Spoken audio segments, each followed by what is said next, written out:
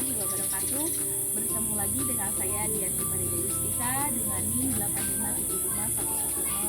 8575111033. Saya merupakan mahasiswa UTEK dari UPBDG UTEK Bandung. Pada kesempatan kali ini saya akan melakukan praktikum IPA mengenai simbiosis. Simbiosis adalah interaksi atau hubungan timbal balik antara dua jenis makhluk hidup yang berbeda. Simbiosis terbagi menjadi 3 bagian. Ada yang disebut dengan simbiosis mutualisme, yaitu saling menguntungkan satu sama lain. Ada juga yang disebut dengan parasitisme, yang menguntungkan satu pihak dengan merugikan pihak lain. Dan juga ada yang disebut dengan komensalisme, yaitu menguntungkan satu pihak tanpa merugikan pihak lain. Adapun alat dan bahan yang saya gunakan pada praktikum kali ini yaitu alat tulis dan juga alat tulis. Untuk simbiosis yang pertama, simbiosis mutualisme, yaitu simbiosis yang saling menguntungkan.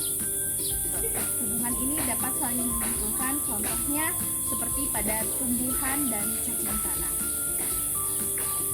Tumbuhan mendapatkan kemudahan dalam penyerapan air dan oksigen dari tanah yang gembur dan berlubang akibat aktivitas cacing di dalam tanah.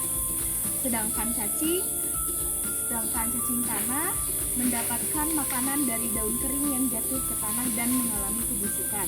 Contohnya seperti pohon singkong yang ada di samping saya.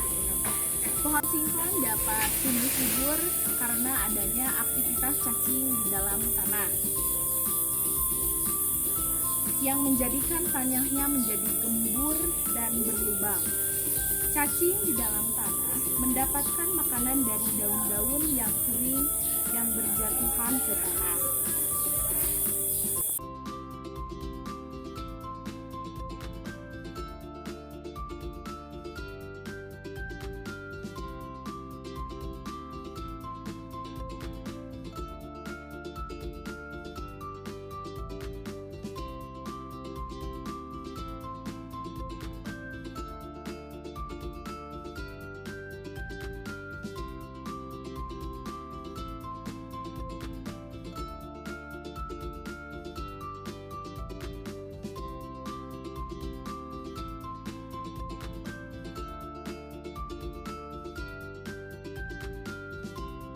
Simbiosis yang kedua adalah simbiosis parasitisme, di mana pada simbiosis parasitisme ini menguntungkan satu pihak dan merugikan pihak lain.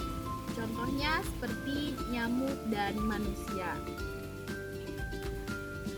Nyamuk merasa diuntungkan karena dapat menghisap darah manusia, sedangkan manusia merasa dirugikan oleh nyamuk. Selain darahnya yang dihisap, nyamuk juga dapat menularkan penyakit pada manusia.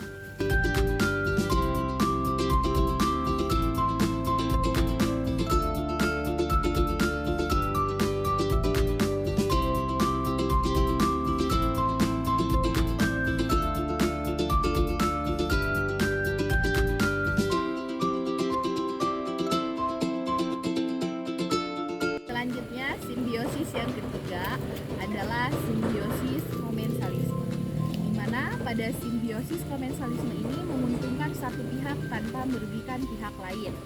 Contohnya seperti pohon kelapa dan tanaman paku yang ada di sebelah saya.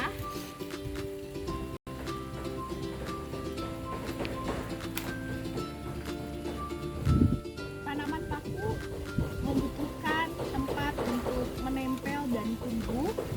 Pohon kelapa merupakan tempat yang ideal untuk tanaman paku karena dari pohon kelapa tanaman paku mendapatkan air dan oksigen. Nah, sedangkan untuk pohon kelapa sendiri, keberadaan tanaman paku tidak memberikan dampak yang berarti bagi pohon kelapa karena pohon kelapa tidak mendapatkan manfaat dari tanaman paku tersebut, tetapi juga tidak merugikan secara signifikan.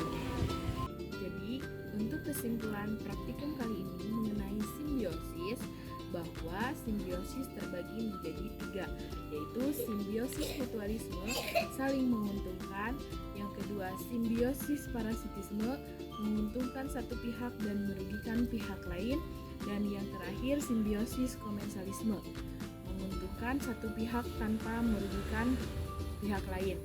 Contoh dari simbiosis mutualisme yaitu antara cacing tanah dan pohon singkong. Contoh simbiosis parasitisme yaitu antara nyamuk dan manusia.